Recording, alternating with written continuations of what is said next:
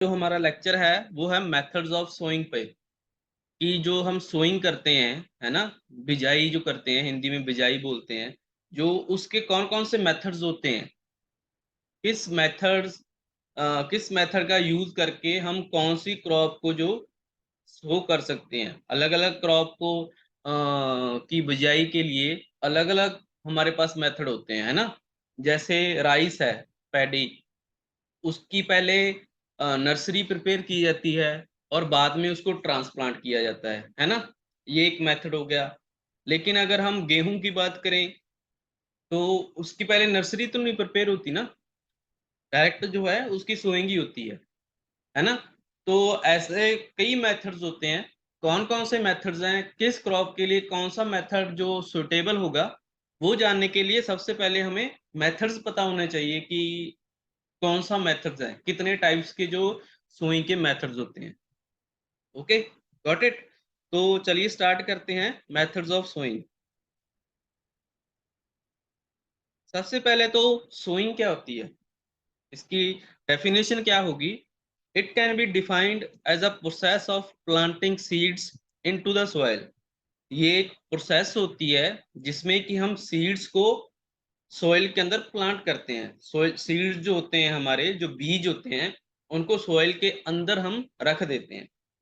After sowing the seeds germinate inside the soil, then grow up to become a plant. जब हम sowing हमारी done हो जाती है, जब हम जो बिजाई है वो कर देते हैं, सीड को जो सब सॉइल में हम रख के ऊपर से कवर कर देते हैं उनको, ओके, तो तब हमारी जो सोइंग की प्रोसेस होती है ना वो कंप्लीट हो जाती है। लेकिन जब सोइंग की प्रोसेस जो है हमारी कंप्लीट होगी, उसके बाद क्या होता है, उसके बाद जो सीड्स को ग्रो करने के लिए ना फेवरेबल कंडीशंस चाहिए होती हैं। कौन कौन सी, जैसे उसको ऑप्टिमम मॉइस्चर चाहिए होगा। मॉइस्चर, वाटर, अगर हम यहाँ पे बोलें कि वाटर चाहिए होगा, तो वाटर थोड़ी सी ब्रॉड टर्म है। उसको वाटर नहीं चाहिए होता है, मतलब मिनिमम वाटर जो मिनिमम सप्लाई ऑफ वाटर है वो चाहिए होती है, जिसको हम बोलते हैं मॉइस्चर। ओके, मॉइस्चर से क्या होता है कि जो हमारा सीड है ना, ऊपर की जो उसकी, आप किसी सीड को अपने हाथ में पकड़ कर देखना, जो ऊपर वाली उसकी लेयर होती है, कोटिंग जो होती है, वो बहुत हार्ड होती है, जिसके कारण अगर बीज अंदर से चाहे तब भी ग्रो नहीं कर सकता, है ना। तो जब बीज को जर्मिनेट करना है, तो सबसे पहला स्टेप क्या होगा कि ये जो ऊपर वाली कोटिंग है जो कि बहुत हार्ड है ना, इसको थोड़ा सा नरम करना पड़ेगा। तो वो जो नरम करने की प्रोसेस होती है, वो किसके थ्रू आती है, मॉइस्चर। जब भी वो मॉइस्चर के कांटेक्ट में आएगा, तो जो ऊपर वाली जो हार्ड कोटिंग है वो थोड़ी सी सॉफ्ट हो जाती है, ताकि अंदर से जो प्लांट है वो इजिली बाहर आ सके। ओके, तो मॉइस्चर जो है वो चाहिए होता है प्लांट को। जब हम इसको सॉइल में सो कर देते हैं, ओके, तो सॉइल से जो सीड है वो मॉइस्चर गेन करता है, जिससे कि उसकी जर्मिनेशन की प्रोसेस कंप्लीट होती है। सबसे पहले वो जमीन के अंदर ही जो हमारी हार्ड कोटिंग है सीड की, उससे बाहर आएगा, और धीरे धीरे उसकी जब ग्रोथ होती रहेगी तो फिर वो जमीन से बाहर आता है। ओके, आ गया समझ में। तो ये है डेफिनेशन ऑफ सोइंग। ये सोइंग की प्रोसेस होती है कि सोइंग कंप्लीट होने के बाद जो सीड है उसको फेवरेबल कंडीशंस चाहिए होती हैं ग्रो करने के लिए। Okay, next, methods of sowing. अब जो हमारा मेन टॉपिक है कि कौन कौन से मेथड्स होते हैं सोइंग के, कौन कौन से, वन बाय वन हम इसको डिस्कस करेंगे। तो फर्स्ट हमारा जो मेथड है वो है ब्रॉडकास्टिंग। ओके, ब्रॉडकास्टिंग क्या होता है, डिटेल में इसको बाद में डिस्कस करते हैं। ओके, फर्स्ट ऑफ ऑल हम देख लेते हैं कि मेथड कौन कौन से हैं, ताकि टोटल नंबर ऑफ मेथड्स आपको पता चल जाए, ताकि आप लोग इसको इजीली जो है याद रख सको। Next is drilling. जो सीड ड्रिल से करते हैं, या सीड कम फर्टिलाइजर ड्रिल से सोइंग होती है, या हैंड ड्रिल से भी होती थी। पहले हैंड ड्रिल से भी करते थे, जो केरा मेथड होता है, पोरा मेथड होता है, उसको वो भी ड्रिलिंग के अंदर ही आता है ना। थर्ड जो है वो है डिबलिंग। डिबलिंग क्या होता है कि पूरे फील्ड को लेआउट में डिवाइड कर लेते हैं और उसको पॉइंट बना लेते हैं उसके, कि यहाँ यहाँ हमने सोइंग करनी है, और वहां वहां जो है आ, हाथ से हम जो सीड्स हैं वहां प्लेस कर देते हैं, उसको हम डिबलिंग बोलते हैं। नेक्स्ट जो है वो है प्लांटिंग मेथड। प्लांटिंग जैसे पोटैटो क्रॉप है ना, पोटैटो का सीड होता है, या कैसे उसकी सोइंग कैसे होती है। अगर आप में से ज्यादातर लोग जो हैं वो एग्रीकल्चर बैकग्राउंड से ही होंगे, है ना, नहीं एग्रीकल्चर बैकग्राउंड से ना भी सही, लेकिन उनको ये पता तो होगा कि जो पोटैटो है ना हमारा, उसके कोई सीड्स नहीं होते। पोटैटो को, जो हमारा पूरा आलू होता है, उसको उसकी कटिंग की जाती है। ओके, जो उसके ऊपर आइज बनी होती है ना, वहां से नया प्लांट जर्मिनेट होता है। ओके, तो पोटैटो को ही काट कर उसको जमीन में सो कर दिया जाता है, और वहां से जो है नया प्लांट बनता है। ओके, तो वो किस मेथड से होता है? वो प्लांटिंग मेथड से होता है। मतलब कोई भी वेजिटेटिव पार्ट प्लांट का जो हमारी फील्ड में हम सो करते हैं, कोई भी वेजिटेटिव प्लांट पार्ट, तो उसको हम प्लांटिंग मेथड बोलते हैं। और भी कई एग्जांपल्स हैं। ओके, जब हम इसको डिटेल में डिस्कस करेंगे तो तब मैं एग्जांपल्स बाकी भी दे दूंगा। तो बेसिकली आप ये थोड़ा सा देख लो कि प्लांटिंग जो है, अगर हम किसी का वेजिटेटिव पार्ट शो करते हैं फील्ड में, तो उसको हम बोलते हैं प्लांटिंग। ओके, नेक्स्ट जो है ट्रांसप्लांटिंग। मैंने स्टार्टिंग में ही इसका एग्जांपल दे दिया था, जो राइस है हमारा, पैडी है ना, तो उसकी पहले नर्सरी प्रिपेयर की जाती है। नर्सरी तो हम ऐसे ब्रॉडकास्ट कर देते हैं सीड्स को, और बाद में जो है नर्सरी प्रिपेयर हो जाती है। वो जो सीडलिंग्स होते हैं 20-25 दिन के बाद, जो छोटे छोटे प्लांट होते हैं ना, उनको हम मेन फील्ड में ट्रांसप्लांट करते हैं, है ना। मेन फील्ड में ट्रांसप्लांट जब करते हैं तो उसको, उस प्रोसेस को ट्रांसप्लांटिंग बोलते हैं। तो पैडी में हम दो जो हमारे सोइंग मेथड्स हैं उनको फॉलो करते हैं। फर्स्ट जो है ब्रॉडकास्टिंग। जब हम नर्सरी बनाते हैं तो उस पर ब्रॉडकास्ट कर देते हैं सीड्स को, ताकि वो जर्मिनेट हो जाए। वो इकट्ठे ही होते हैं, छोटे से प्लॉट में नर्सरी बनाई जाती है, और बाद में जो है उसको ज्यादा एरिया में कन्वर्ट कर दिया जाता है, ज्यादा एरिया में ट्रांसप्लांट कर दिया जाता है। उस प्रोसेस को हम ट्रांसप्लांट बोलते हैं। ओके, तो ये हमारे जो है 5 मेथड्स होंगे, स्टैंडर्ड मेथड्स, जो कि हम सोइंग के लिए यूज करेंगे। Okay, first of all broadcasting, आप यहाँ पे देख सकते हो स्क्रीन पे कि ब्रॉडकास्टिंग क्या होता है कि जो, जहां हम सीड को अपने हाथ में लेकर ब्रॉडकास्ट करते हैं, मतलब बिखेरते हैं जमीन पे, जमीन पे बिखेरते हैं ना जब, तो उसको हम बोलते हैं ब्रॉडकास्टिंग। ओके, पंजाबी में इसको जब छिट्टा देते हैं ऐसा भी बोलते हैं। तो जब हम ब्रॉडकास्ट करते हैं तो उस मेथड को बोला जाता है broadcasting. Okay, broadcasting is the practice of dispersing seeds over the surface of soil। जब हम सरफेस पे सोयल के जो सीड्स होते हैं किसी भी क्रॉप के, उनको ब्रॉडकास्ट करते हैं, उनको डिस्पर्स करते हैं, उनको बिखेरते हैं, तो उस प्रोसेस को ब्रॉडकास्टिंग बोला जाता है, जो कि हमारा फर्स्ट मेथड ऑफ सोइंग है। The seeds are dispersed on the seedbed either automatically or manually during the phase। जो ये जो हमारी ब्रॉडकास्टिंग की प्रोसेस है, या बिखेरने की जो प्रोसेस है, ये अपने हाथ से भी हो सकती है, या ब्रॉडकास्टर जो ऑटोमेटिक मशीन्स भी आती हैं ना, इम्प्लीमेंट्स भी यूज कर सकते हैं, लेकिन इंडिया में मोस्टली ये हाथ से ही होती है। ओके, तो इसको बोलते हैं ब्रॉडकास्टिंग, जब हम अपने हाथ से सॉइल के सरफेस पे जो सीड्स हैं, जिस क्रॉप को हमने कल्टीवेट करना है, जिस क्रॉप को हमने ग्रो करना है, उन सीड्स को जब हम बिखेरते हैं सॉइल के सरफेस पे, तो उस प्रोसेस को क्या बोला जाता है? उस प्रोसेस को हम बोलते हैं ब्रॉडकास्टिंग। नेक्स्ट एडवांटेज और डिसएडवांटेज है इनके। एडवांटेज क्या है कि इसमें टाइम बहुत कम लगता है ना।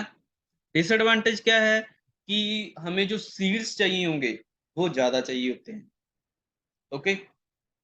सेकंड एडवांटेज जो ये लेस एक्सपेंसिव है। मतलब जो कॉस्ट होती है, हमने अगर हम सपोज अगर हम जो हमारी वीट क्रॉप है या राइस है, उसमें पहले हम नर्सरी प्रिपेयर करते हैं, बाद में ट्रांसप्लांटिंग करते हैं। और जो हमारी वीट क्रॉप है उसमें हम पहले जो है अपना सीड्स को वेट करते हैं सीड्स का, और बाद में उनको हम seed cum fertiliser drill use करते हैं। मतलब हमने जो है काफी कॉस्टली जो इम्प्लीमेंट्स यूज करने पड़ते हैं बाकी मेथड्स में सोइंग के। लेकिन इस मेथड में हमें कोई इम्प्लीमेंट नहीं यूज करना। ओके। कोई हम इम्प्लीमेंट यूज नहीं कर रहे। हमें बस सीड्स चाहिए और हमें सॉइल सरफेस चाहिए जिसके ऊपर कि हम इजिली इसको सीड्स को बिखेर सकें। ओके। तो इस तरीके से ये एक बहुत बड़ा एडवांटेज है कि हमारी जो कॉस्ट ऑफ कल्टीवेशन है ना वो कम हो जाती है, क्योंकि हमने कोई ट्रैक्टर का यूज नहीं करना, कोई जो इतने कॉस्टली इम्प्लीमेंट्स होते हैं 2-2 3-3 लाख के, उनका यूज नहीं करना। बस सीड्स लेने हैं और उनको बिखेर देना है। सेकंड जो इसका डिसएडवांटेज है, ओवरऑल प्रोडक्शन इज लेस। जो जब हम ब्रॉडकास्टिंग मेथड का यूज करते हैं सोइंग के लिए, तो हमारी ओवरऑल प्रोडक्शन जो है ना वो कम हो जाती है। कैसे कम हो जाएगी? अगर कोई इसका आंसर दे सके कि कैसे कम हो सकती है, अगर हम seed cum fertiliser drill, seed drill या हैंड ड्रिल का यूज करते हैं, तब तो प्रोडक्शन ज्यादा होती है। लेकिन जब हम ब्रॉडकास्टिंग मेथड का यूज करते हैं तब प्रोडक्शन कम होती है। यहाँ पे प्रोडक्शन कौन सी है? यहाँ पे ग्रेन प्रोडक्शन है, जो हमें हमारी इकोनॉमिक प्रोडक्शन, उस प्रोडक्शन की बात कर रहे हैं ना। स्ट्रॉ प्रोडक्शन की बात नहीं कर रहा मैं। ग्रेन प्रोडक्शन कैसे कम होगी? देखो, जो रिकमेंडेड स्पेसिंग होती है ना, जैसे वीट में 22.5 है ना। चिकपी में 40 to 45 सेंटीमीटर है। या बारले में भी 22.5 है। तो वो जो रिकमेंडेड हमारे को स्पेसिंग दी जाती है, उसका यही बड़ा रीजन होता है कि अगर हम स्पेस कम कर देते हैं तो कंपटीशन इंक्रीज हो जाता है। अगर हम स्पेस ज्यादा कर देते हैं तो उससे क्या होता है कि हमारी पर प्लांट जो per unit number of plants हैं वो कम हो जाते हैं।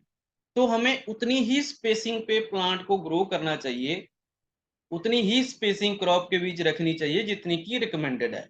तो क्या ब्रॉडकास्टिंग मेथड से हम वो स्पेस को मेंटेन कर सकते हैं? अगर हम डिस्पर्स कर रहे हैं, अगर हम बिखेर रहे हैं सीड्स को, तो उस मेथड से क्या हम स्पेस को, जो हमारी स्पेसिंग है, रो टू रो डिस्टेंस जो है, प्लांट टू प्लांट डिस्टेंस जो है, तो उसको क्या मेंटेन रख सकते हैं? नहीं रख सकते, है ना। क्यों नहीं रख सकते? क्योंकि उसमें जब हमने अपनी एक बार हाथ से छोड़ दिया हमारे जो सीड को, तो वो कहाँ पे गिरता है? वो हमारे कंट्रोल में नहीं ना रहता। ओके। तो इस जो ब्रॉडकास्टिंग मेथड है उसमें हम स्पेसिंग को मेंटेन नहीं रख सकते। अगर हम स्पेसिंग मेंटेन नहीं रख सकते तो कहीं पे तो जो सीड्स हैं वो ज्यादा हो जाएंगे, पर unit area number of plants जो है वो इंक्रीज हो जाएंगे। कहीं पे पर unit area number of plants decrease हो जाएंगे। तो उससे जो है इम्बैलेंस हो जाएगा, है ना। जिसके कारण जो है प्रोडक्शन बिल्कुल ही कम होगी। अगर तो नंबर ऑफ प्लांट्स रिकमेंडेड से कम है तो ऑटोमेटिकली, अगर नंबर ऑफ प्लांट्स कम है तो ऑटोमेटिकली जो ग्रेन प्रोडक्शन है वो कम होगी। अगर number of plants recommended spacing से ज्यादा है, रिकमेंडेड से ज्यादा है, तो उनमें कंपटीशन इंक्रीज हो जाएगा। जो उनको न्यूट्रिएंट्स चाहिए, जो उनकी रिक्वायरमेंट्स है वो कंप्लीट नहीं हो सकेंगी। तो इसके कारण भी जो हमारी प्रोडक्शन है, ग्रेन प्रोडक्शन कम हो जाएगी। ओके। तो इस तरीके से जो ब्रॉडकास्टिंग हमारा मेथड है उसमें जो फाइनल हमारी प्रोडक्शन है वो कम होती है, ग्रेन प्रोडक्शन। ओके। एक होती है ग्रेन प्रोडक्शन, एक होती है स्ट्रॉ प्रोडक्शन। स्ट्रॉ मतलब जिसको कि हम हरे चारे के लिए यूज करते हैं। जैसे कि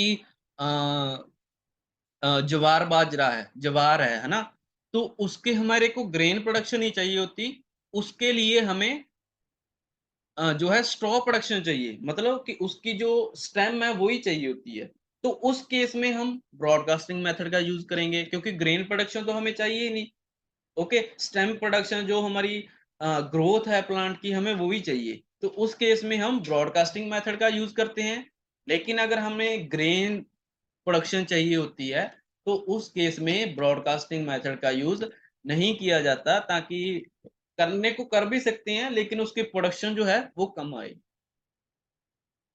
नेक्स्ट जो थर्ड इसका एडवांटेज है ब्रॉडकास्टिंग मेथड का, वो है tillage implements are not required. जो हमारे टिलेज इम्प्लीमेंट्स होते हैं, ओके, टिलेज इम्प्लीमेंट्स जैसे सबसे पहले जो प्राइमरी टिलेज के लिए हमें जो डिस्क प्लो चाहिए, हैरो चाहिए, लेवलिंग लेवलिंग के लिए लेसिक लैंड लेवलर चाहिए, और इनको ड्राइव करने के लिए ट्रैक्टर चाहिए, है ना। तो ये सारे इंप्लीमेंट्स इसमें नहीं चाहिए होते ब्रॉडकास्टिंग में। ओके, थर्ड जो है जो मेजर डिसएडवांटेज है इसका, कि हार्वेस्टिंग इज डिफिकल्ट। अगर हम ग्रेन प्रोडक्शन क्रॉप में, बीट क्रॉप अगर गेहूं की बात करें, तो उसमें अगर हम ब्रॉडकास्टिंग मेथड यूज कर रहे हैं, तो बाकी तो हमारे को प्रॉब्लम्स जो हैं वो फेस करनी पड़ेंगी, लेकिन हार्वेस्टिंग के टाइम भी हमें प्रॉब्लम फेस करनी पड़ेगी, क्योंकि जो ब्रॉडकास्टिंग मेथड से सो करी क्रॉप होती है, उसकी हार्वेस्टिंग जो है वो भी बहुत हार्ड होती है, इजिली हम उस क्रॉप को हार्वेस्ट नहीं कर सकते। Okay, so this was all about the broadcasting method. ये इसके एडवांटेज और डिसएडवांटेज हमने डिस्कस किए। तो इसका मेन जो रिजल्ट है वो यही है कि अगर हम ग्रेन क्रॉप ग्रो कर रहे हैं, तो उसके लिए हमें ब्रॉडकास्टिंग मेथड का यूज नहीं करना चाहिए।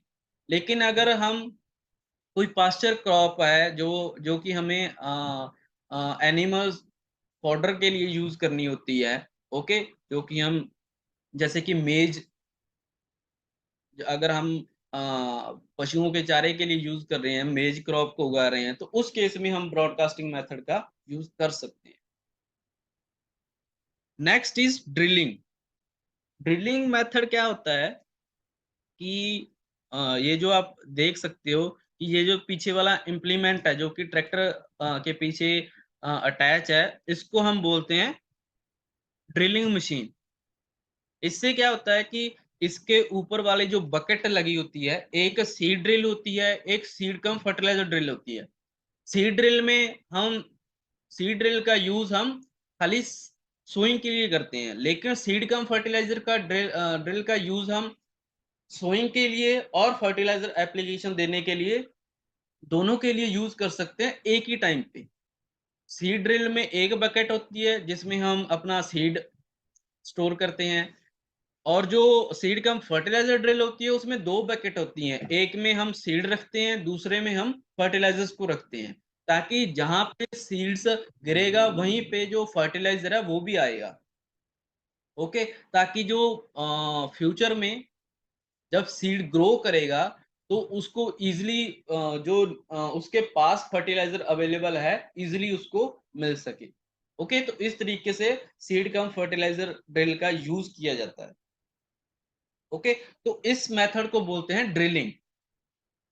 ओके, मतलब ड्रिल करते हैं सॉइल में सीड्स को ग्रो करने के लिए। Drilling of seeds are placed row lines in the soil. जो सॉइल में एक डेफिनेट रो में हम सीड्स को लगाते जाते हैं, सीड्स को सो करते जाते हैं, उस प्रोसेस को ड्रिलिंग बोलते हैं, है ना। जो हमारी वीट क्रॉप है, उसमें 22.5 जो स्पेसिंग होती है, रो टू रो डिस्टेंस होता है, तो उसको हम मेंटेन रख सकते हैं सीड कम फर्टिलाइजर ड्रिल से या सीड ड्रिल से भी, क्योंकि उनके बीच का जो स्पेसिंग है ना, वो एडजस्टेबल होती है। मतलब मैनुअली हम उसको एडजस्ट रख सकते हैं। अगर 22.5 पे करना है तो स्पेसिंग 22.5 रहेगी, अगर 30 सेंटीमीटर पे करना है तो उसको थोड़ा सा और स्पेसिंग उसकी इंक्रीज कर देते हैं, और हमारी जो स्पेसिंग है क्रॉप के लिए वो 30 सेंटीमीटर हो जाती है। ओके, तो इस तरीके से हम जो है ड्रिलिंग मेथड का यूज करते हैं। ये ऑलमोस्ट सारी ग्रेन क्रॉप्स के लिए यूज होता है। बीट होगी, बार्ले होगी, मेज होगी। अगर हम ग्रेन ग्रेन्स की प्रोडक्शन चाहते हैं, इसके कौन से एडवांटेज और डिसएडवांटेज होंगे? तो फर्स्ट इसका एडवांटेज ये है कि डेप्थ जो होती है, कि कितनी डेप्थ पे हमने सीड की सोइंग करनी है, वो डेप्थ को कंट्रोल, डेप्थ मतलब कि कितने जमीन के अंदर, क्योंकि अगर ज्यादा डेप्थ पे हम सोइंग करेंगे तो सीड की जर्मिनेशन नहीं होगी। अगर कम डेप्थ पे सोइंग करेंगे तो जो पंछी होते हैं, ओके, तो वो उसको उठाकर ले जाते हैं। तो डेप्थ जो है वो भी ऑप्टिमम होनी चाहिए। तो इस तरीके से जो ड्रिलिंग मशीन होती है ना, उससे हम डेप्थ को भी कंट्रोल कर सकते हैं। ये 4 to 6 सेंटीमीटर होती है वीट क्रॉप में। ओके, तो इस तरीके से हम जो है जो मेजर इसका एडवांटेज ये है कि हमारा जो सीड लॉस हो जाते हैं, है ना, सीड को अगर जर्मिनेशन रेट 100% रखना है तो drilling is the best method. Next is जो फर्स्ट डिसएडवांटेज है, वो है require more time, energy and cost. इसमें टाइम भी ज्यादा लगता है, एनर्जी भी ज्यादा चाहिए और कॉस्ट भी ज्यादा चाहिए। कॉस्ट कैसे? क्योंकि ये जो इम्प्लीमेंट्स होते हैं 2-3 लाख से कम नहीं आते, ये कॉस्ट होगी, है ना। ट्रैक्टर चाहिए, एनर्जी मतलब ट्रैक्टर में हमें फ्यूल डालना पड़ेगा, जिससे कि हमारी कॉस्ट ऑफ कल्टीवेशन ज्यादा होगी। ओके, ये भी एक डिसएडवांटेज है। और सेकंड जो है कि टाइम ज्यादा लगता है। थर्ड जो इसका है कि टाइम ज्यादा लगता है इसमें। टाइम तो ऑब्वियसली ज्यादा लगेगा, क्योंकि हमने डेप्थ को भी कंट्रोल करना है, हमें स्पेसिंग को भी कंट्रोल करना है। आफ्टर ऑल इतना जो बड़ा इम्प्लीमेंट है वो धीरे धीरे रन भी करता है। ओके, तो टाइम कंज्यूमिंग मेथड भी है ये। सेकंड जो इसका एडवांटेज है वो ये है कि row to row distance can be control, कि इसमें हमें रो टू रो डिस्टेंस को कंट्रोल कर सकते हैं। ओके, एक रो और दूसरे रो के बीच कितना डिस्टेंस होना चाहिए वो हम इजीली इसको सेट कर सकते हैं उतने पे। डिसएडवांटेज क्या है कि we can not control plant to plant distance. Row to row distance तो हम कंट्रोल कर सकते हैं, लेकिन प्लांट टू प्लांट डिस्टेंस को कंट्रोल नहीं किया जा सकता। ये एक डिसएडवांटेज है। लास्ट जो इसका एडवांटेज है, जो फिजिकल वीड मैनेजमेंट है वो इजी हो जाती है। फिजिकल वीड मैनेजमेंट जब स्पेसिफिक स्पेसिंग होती है, जो डिस्टेंस जो है स्पेसिफिक है, 2 रोज के बीच में, 2 रोज के बीच में क्रॉप की, तो वीड्स को हम इजीली रिमूव कर सकते हैं, क्योंकि वीड्स जो हैं वो स्पेसिंग के बीच ही रहेंगे। ओके, तो इस स्पेसिंग से हम जो मैकेनिकली वीड्स को इजीली रिमूव कर सकते हैं। ओके, जो डिसएडवांटेज है वो ये है कि an expert technical person is required for running a seed drill. कि ऐसा नहीं कि कोई भी जिसको बस ट्रैक्टर चलाना आता होगा वही जो सीड सोइंग कर सकता है।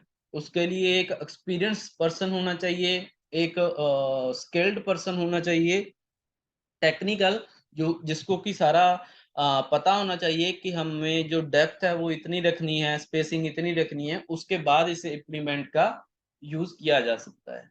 Okay, so this was all about the drilling method, जो कि हम सीड कम फर्टिलाइजर का का यूज करते हैं, या सीड ड्रिल का यूज करते हैं, या हैंड ड्रिल का यूज करते हैं। तो ये था हमारा drilling method, second method. Okay, third जो है वो है डिबलिंग। डिबलिंग मेथड क्या होता है कि जब हम अपने फील्ड को, डिबलिंग मेथड ज्यादातर यूज किया जाता है जैसे ऑर्चर्ड्स होते हैं ना, बाग होते हैं, जो मैं एग्जांपल ले रहा हूँ, उसमें हाथ से नहीं लगाते, हाथ से भी लगाते हैं, लेकिन प्लांटिंग मेथड का ज्यादा यूज होता है। लेकिन वैसे अगर मैं एग्जांपल लूं, तो जो जब हमने सपोज करो कि हमने ऑर्चर्ड लगाना है ना, बाग जो है वो लगाना है, तो उससे पहले क्या करेंगे? बाग लगाने से पहले हम जो है पूरे के पूरे फील्ड को डिवाइड कर लेते हैं। ओके, रो वाइज डिवाइड कर लेते हैं और कॉलम वाइज डिवाइड कर लेते हैं पूरे फील्ड को। उससे क्या होता है कि जब हम रो वाइज डिवाइड करते हैं ना, तो जो क्रॉस सेक्शन एरिया होते हैं, जहाँ पे जो क्रॉस सेक्शंस होते हैं, यहाँ पे हम ना अपने जैसे हम क्या यूज करते हैं, थ्रेड्स यूज करते हैं ना, रस्सियां यूज करते हैं। तो एक रस्सी लगा दी, उसके बाद थोड़ी सी डिस्टेंस के बाद दूसरी रस्सी जो हमारे थ्रेड होती है वो लगा देते हैं, है ना। ऐसे ही हम रो वाइज लगाते हैं, ऐसे ही हम कॉलम वाइज लगाते हैं। तो यहाँ पे जो इंटरसेक्शन पॉइंट होता है, जहाँ पे दोनों रस्सियां आपस में से काटती होती हैं, वहां पे निशान लगा लेते हैं कि यहाँ पे हमारा प्लांट आएगा। जहां जहां एक इंटरसेक्शन पॉइंट होंगे, वहां वहां पे हम अपना प्लांट ग्रो करते हैं। जिससे कि जो आप लोगों ने बाग में जाकर देखा होगा कि सारे के सारे प्लांट्स जो हैं वो एक लाइन में होते हैं। कहीं से देख लो, चाहे चाहे सीधी आप सीधा देखो या थोड़ा सा हॉरिजॉन्टली या वर्टिकली कहीं से देखो, जो आपके प्लांट्स होंगे ना वो एक लाइन में होंगे। उससे क्या होता है कि हमें जो है, एक तो इजीली हम देख सकते हैं कि कोई हमारे जो ऑर्चर्ड में कोई एनिमल तो नहीं है, या हम जब हम वीड कंट्रोल करते हैं ना तब भी वो इजी होता है। ओके, तो इस तरीके से जो हम फील्ड जो होता है हम उसको डिवाइड कर लेते हैं ऑर्चर्ड के टाइम। ओके, ऑर्चर्ड में हम प्लांटिंग मेथड यूज करते हैं, लेकिन यहाँ जो है वो डिबलिंग मेथड का यूज किया जाता है। क्योंकि एक बार हम फील्ड को लेआउट बना लेते हैं कि यहाँ यहाँ पे हमने जो है सोइंग करनी है, तो उससे हम जब हम अपने हाथ से सीड को उस प्लेस पे रख देते हैं, तो उसको हम बोलते हैं dibbling method. Okay, process in which feed is divided into a plot or definite row to row plant or row to row distance और प्लांट टू प्लांट डिस्टेंस। ये एक मेथड होता है जिसमें कि फील्ड को डिवाइड कर लिया जाता है। फील्ड में मार्किंग कर लेते हैं कि यहाँ यहाँ पे हमने जो हमारा प्लांट है वो लगाना है, या हमारा जो सीड है वो सो करना है। और विद द हेल्प ऑफ, जैसा कि आप लोग स्क्रीन पे देख रहे हो कि with the help of hand, यहाँ पे हम अपना जो प्लांट है, जो सीड जो है वो रख देते हैं। और इस प्रोसेस को हम बोलते हैं डिबलिंग। ओके, अब जो डिबलिंग प्रोसेस होती है, इसके एडवांटेज और इसके डिसएडवांटेज क्या होंगे। फर्स्ट जो है हमारा एडवांटेज जो है, control plant to plant and row to row distance. इसमें अगर हम हाथ से लगा रहे हैं प्लांट, ओके, तो उससे हम रो टू रो डिस्टेंस को भी अपना जो कंट्रोल कर सकते हैं, और प्लांट टू प्लांट डिस्टेंस को भी। ओके, ये तो हमारे कंट्रोल में ही है कि कहाँ पे हमने जो अपना सीड है वो सो करना है, अगर हम हाथ से लगा रहे हैं तो ये फर्स्ट जो इसका एडवांटेज है कि हम प्लांट से प्लांट की दूरी और लाइन से लाइन की दूरी को कंट्रोल कर सकते हैं। Disadvantage, overall yield will be less. जो हमारी ओवरऑल यील्ड है वो कम होती है। क्यों? क्योंकि अगर हम प्लांट से प्लांट की डिस्टेंस भी रख रहे हैं, रो से रो की डिस्टेंस भी रख रहे हैं, तो जो नंबर ऑफ प्लांट्स है ना पर यूनिट एरिया, वो कम हो जाते हैं। अगर number of plants per unit area कम हो जाते हैं, तो इसका मतलब डेफिनेटली जो हमारी फाइनल यील्ड जो होगी, जो हमें प्रोडक्शन मिलेगी वो कम होगी, क्योंकि नंबर ऑफ प्लांट्स कम है। ओके, सेकंड इसका एडवांटेज है कि प्रोडक्शन पर unit area will be high. Production पर unit area will be high मतलब कि इसमें जो प्रोडक्शन है, थोड़ा सा एरिया होता है। एक सपोज करो 1 सेंटीमीटर, 1 बाई 1 का 1 सेंटीमीटर उसकी लंबाई है, 1 सेंटीमीटर उसकी चौड़ाई है, लेंथ एंड ब्रेथ 1 सेंटीमीटर है। उसको हम बोलते हैं पर यूनिट एरिया। तो उसमें जो प्रोडक्शन है वो ज्यादा होगी। क्यों? क्योंकि पर यूनिट एरिया में जो इसमें हम प्लांट टू प्लांट डिस्टेंस को भी मेंटेन रख रहे हैं और रो टू रो डिस्टेंस को भी मेंटेन रख रहे हैं। तो जिससे कि एक पर यूनिट एरिया में एक प्लांट अगर है, तो उसकी प्रोडक्शन डेफिनेटली इंक्रीज होगी, क्योंकि कंपटीशन नहीं है, क्योंकि कंपटीशन बहुत कम है, क्योंकि आसपास जितना उसको रिकमेंडेड स्पेसिंग है हमने उतनी स्पेसिंग दे रखी है, ताकि जिससे कि उसका कंपटीशन है, जो उसको न्यूट्रिएंट्स चाहिए वो पूरी क्वांटिटी में मिल रहे हैं, जो स्पेसिंग चाहिए वो मिल रही है, जो उसको लाइट चाहिए वो उसको पूरी लाइट मिल रही है, वाटर रिक्वायरमेंट उसकी पूरी हो रही है, कंप्लीट हो रही है। ओके, तो इस तरीके से पर यूनिट जो प्रोडक्शन है वो इसमें ज्यादा होगी। पर यूनिट मतलब एक प्लांट से प्रोडक्शन जो है वो ज्यादा होगी। Okay, depth of sowing hard to maintain, जो डेप्थ होती है, क्योंकि अपने हाथ से लगा रहे हैं इस, ओके, अगर हम हाथ से, क्योंकि मैनुअली कर रहे हैं सारा कुछ, मैकेनिकली नहीं कर रहे, तो हाथ से ऐसा भी हो सकता है कि कोई जो हमारा सीड है वो ज्यादा डेप्थ पे चला जाए, या कोई सीड उसकी डेप्थ जो कम हो जाए। ओके, तो इसको मेंटेन नहीं रख सकते डेप्थ ऑफ सोइंग। थर्ड जो इसका एडवांटेज है डिबलिंग मेथड का, वो ये है कि it facilitate interculture activities like earthing up and weeding. Earthing up क्या होता है, वीडिंग आप लोगों को पहले बता दूं, वीडिंग होता है कि वीड को रिमूव करने के प्रोसेस को वीडिंग बोलते हैं, ये आप लोगों को पता है।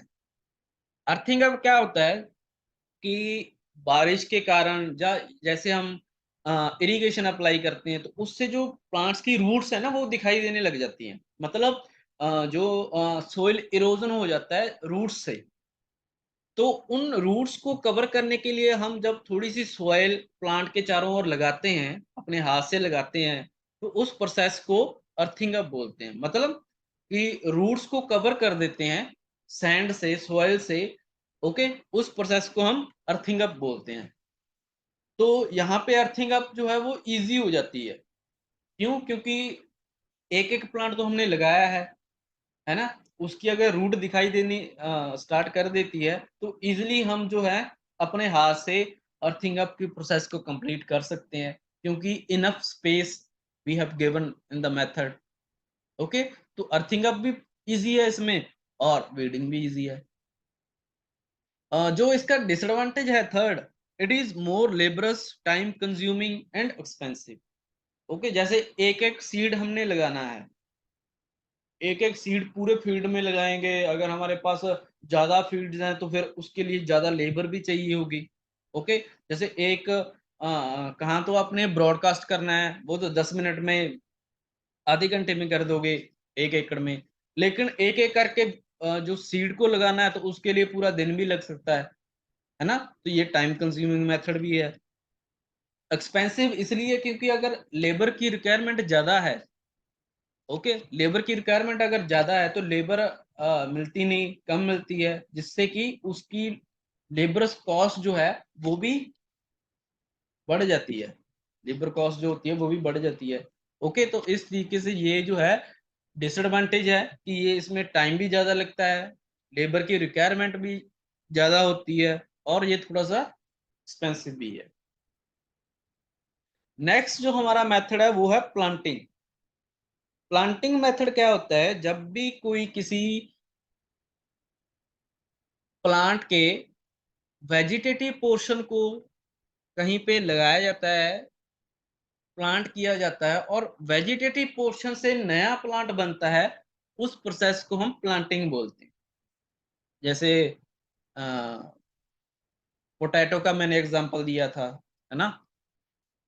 सेकंड जो सभी को पता होगा, अगर एग्रीकल्चर फील्ड से ना भी हो तब भी पता होगा, जो हमारा रोज है, गुलाब की कलमें लगती है ना, रोज बड जो लगाते हैं, तो वो भी प्लांटिंग मेथड से लगती हैं। ओके, उनकी कलम जो है उसको पहले काटा जाता है, और बाद में जो है सोइल के अंदर दबा दिया जाता है, जिससे कि नया प्लांट बनता है, तो उसको क्या बोलते हैं, प्लांटिंग मेथड।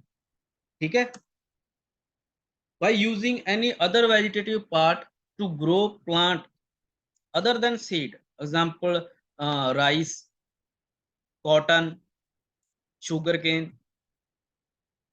जो अगर हम कोई भी वेजिटेटिव पार्ट का यूज करते हैं, ओके, वेजिटेटिव पार्ट का अगर हम यूज करते हैं इंस्टेड ऑफ यूजिंग सीड्स, हम उस क्रॉप का सीड यूज नहीं कर रहे और वेजिटेटिव पार्ट यूज कर रहे हैं तो उसको हम प्लांटिंग मेथड बोलते हैं। ओके, कॉटन में भी ये होता है कि कॉटन जो है उसका वैसे तो सोइंग होती है, लेकिन अगर हम कॉटन की क्रॉप को एक बार जो हमने प्रोडक्शन अपनी ले ली एक बार, तो अगर हम बीच में से काट देंगे और वहीं पे पड़ी रहेगी तो वो दोबारा ग्रो कर जाती है ना। अगर आप लोगों ने नोट किया होगा तो वो दोबारा ग्रो कर जाती है, तो उससे क्या होता है कि नया प्लांट बन रहा है, लेकिन वेजिटेटिव पार्ट से, क्योंकि सोइंग तो हमने नहीं की, वेजिटेटिव पार्ट से अगर नया प्लांट बन रहा है तो उसको हम प्लांटिंग मेथड बोलते हैं। शुगर केन भी ऐसे ही है, शुगर केन में भी सीड्स नहीं होते। शुगर केन की जो केन होती है ना वो यूज किया जाता है, उसको हम सेट बोलते हैं। इसमें सीड्स नहीं बोलते शुगर केन में, इसमें आप सेट बोलते हैं। सेट में, सेट को कैसे चूज किया जाता है कि उसमें देखा जाता है कि आइज हैं, जो बर्ड होती है ना, जॉइंट पे बर्ड होती है, एक भी हो सकती है, दो भी हो सकती है, तीन भी हो सकती है। ओके, तो उसको बोला जाता है one set bird, two set bird या थ्री सेट बर्ड, है ना। अगर थ्री सेट है तो उसमें से तीन प्लांट निकलेंगे, अगर एक सेट है तो उसमें से एक प्लांट निकलेगा। ओके, तो ये एग्जांपल जो है वो है प्लांटिंग मेथड के। एडवांटेज और डिसएडवांटेज देख लेते हैं क्या क्या है। फर्स्ट जो एडवांटेज है प्लांटिंग मेथड का वो है that we can grow seedless crop, example potato and banana. Banana में भी सीड नहीं होते, पोटैटो में भी सीड नहीं होते। तो इस मेथड से हम, अगर प्लांटिंग मेथड हमारे पास नहीं होता तो हम पोटैटो को भी ग्रो नहीं कर सकते थे, बनाना को भी ग्रो नहीं कर सकते थे, क्योंकि ये दोनों जो प्लांट्स हैं वो प्लांटिंग मेथड से ही ग्रो होते हैं, मतलब वेजिटेटिव पार्ट का ही यूज किया जाता है नया प्लांट ग्रो करने में। डिसएडवांटेज क्या है, time and labour consuming method, क्योंकि जो इसके लिए हम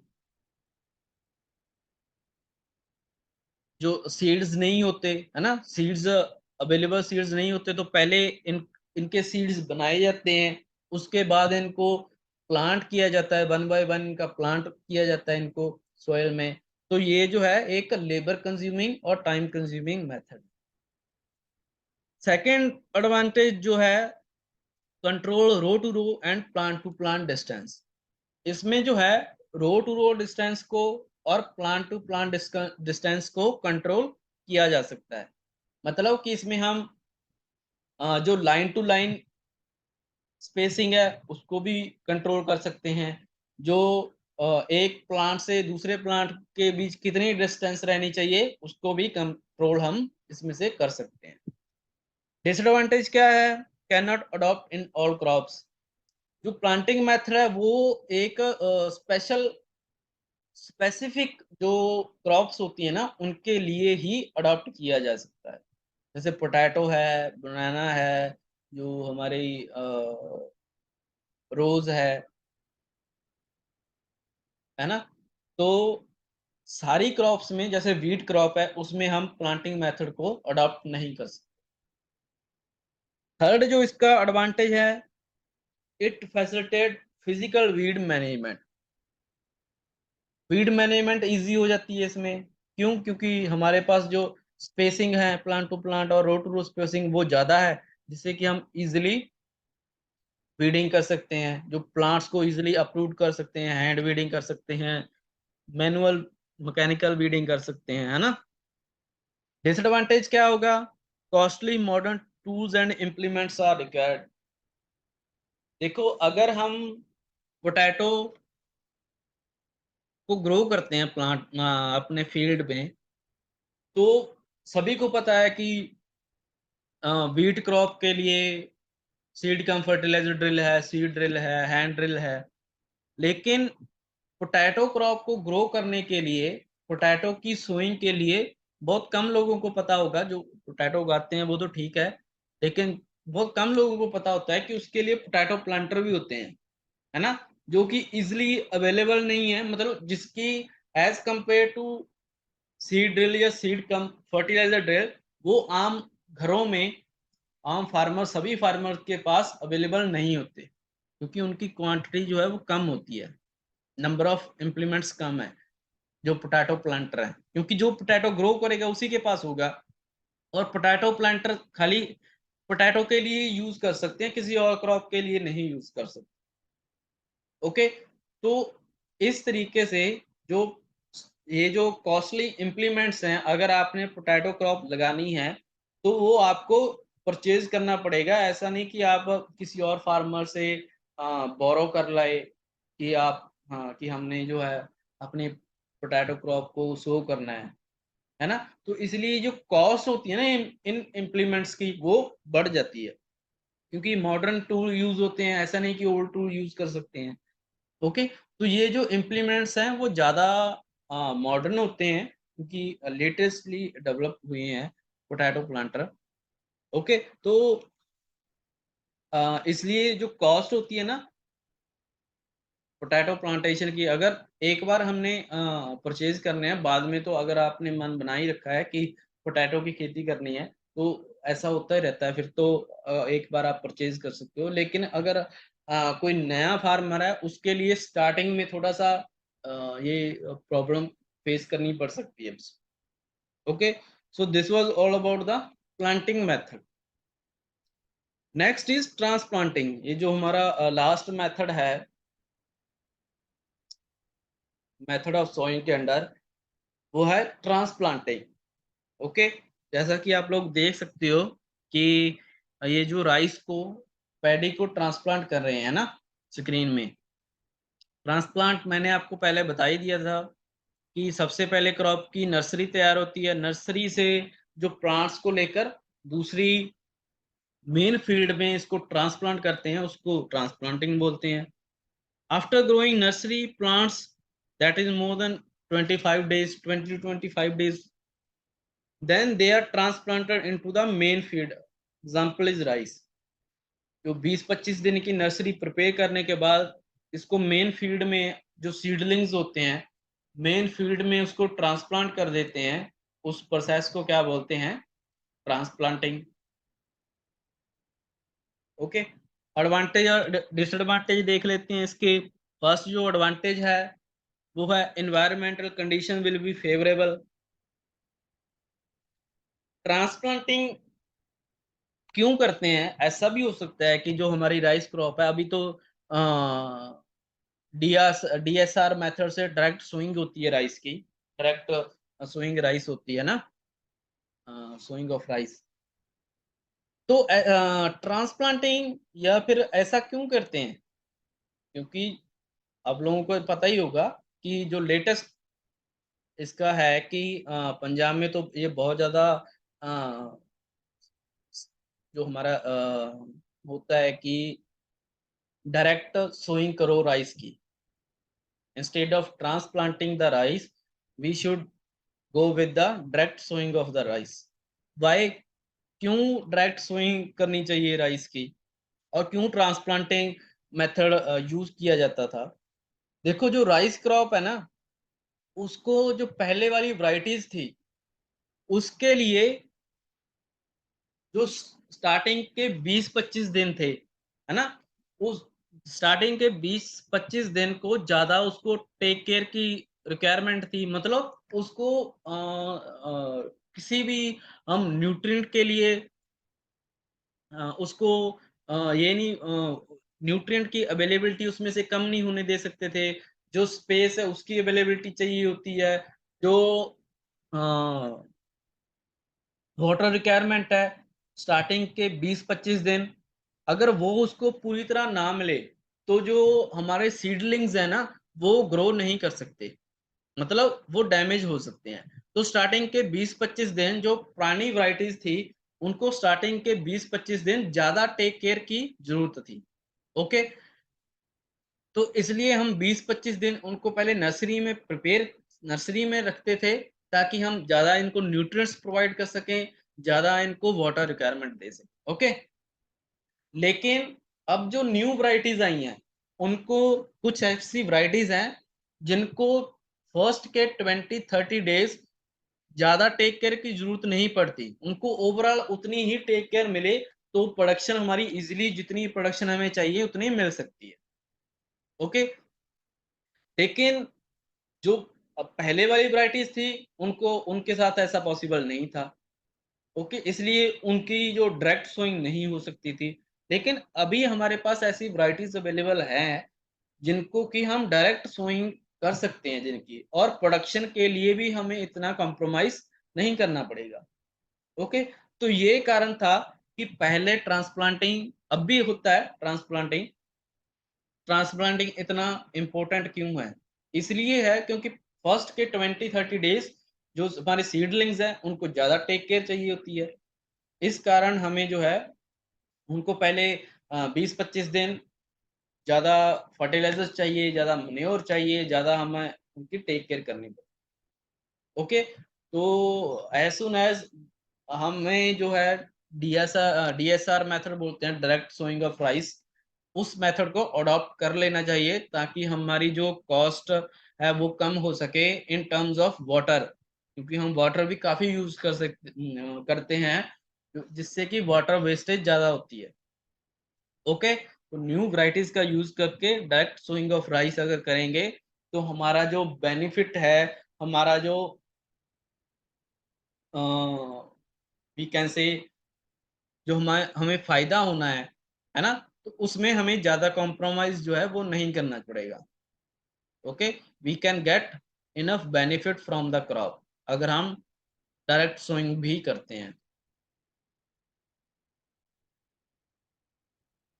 तो एडवांटेज देख लेते हैं। Environmental condition will be favourable, जो इन्वायरमेंटल कंडीशन है वो फेवरेबल रहती है ट्रांसप्लांटिंग से।